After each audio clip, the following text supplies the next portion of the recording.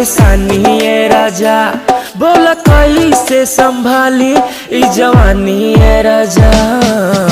सैया जी सुनी हमरा बात के, कैसे हम मिले आई दिया राम रात के। सुतल हो बाबूजी घर के दुआरी, तू अंगना के पार कर आव पिछुआरी। 10 डेग चल बुत पार फुलवारी, ए करे जा धीरे चोर पहले बाड़ू साड़ी। आव कभी जान खरियानी ओरी हो, हम मन करिया तू गोर बाड़ू हो। एक बीता जमीन हम छोड़बे ना करम, त तहारा के जान बोला काहे छोड़ी हो। कोचिंग जाए के बहाने हमसे मिल ना हो, दे हम काट के करे जाए अपन दिल दाना हो। ना दे।